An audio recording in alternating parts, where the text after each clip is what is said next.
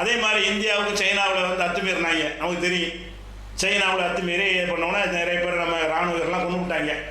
அதுக்கு பதிலடி ஒழுங்காக இந்திய அரசாங்கம் கொடுக்க தெரியாமல் என்ன செஞ்சாங்க, சைனாவுக்கு பதில் கொடுக்குறேன்னு டிக்டாக்கை தடை செஞ்சாங்க. டிக்டாக்கு தடைன்னு சொல்லி இவன் சொல்கிறான், டிக்டாக் ஏன் தடை செஞ்சாங்க தெரியுமா? எனக்காக தான் செஞ்சாங்க. ஏன்னு கேட்டால், டிக்டாக்ல என்னை வந்து 7.5 கோடி பேர் ஃபாலோ பண்ணுறாங்க.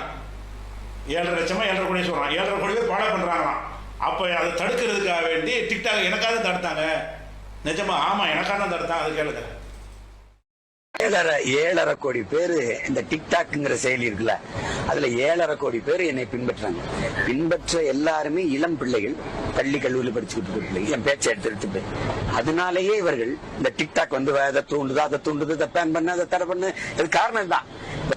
உங்களுக்கு இருக்க செல்வாக்குனால டிக்டாக் தடை பண்ற பயிரி இருக்குல்ல, பயிரில 5 பேருக்கு மேல முன்னகர்த்த முடியாதுன்னு கொண்டு வந்தது எனக்காக தான். சொல்ல மாட்டாங்க, உண்மை அதுதான். பின்னணியில் அப்படி ஒரு விஷயம் இருந்திருக்கு. உண்மை அதுதான்.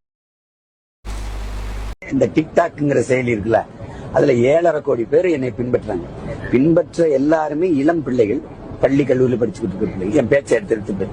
அதனாலேயே இவர்கள் இந்த டிக்டாக் வந்து அதை தூண்டுது, இதை பேன் பண்ண, அதை தடை பண்ணு. இது காரணம் தான். உங்களுக்கு இருக்க செல்வாக்குனால டிக்டாக் தடை பண்றது வந்தது எனக்காக தான். சொல்ல மாட்டாங்க, உண்மை அதுதான். பின்னணியில் அப்படி ஒரு விஷயம் இருந்திருக்கு. உண்மை அதுதான்.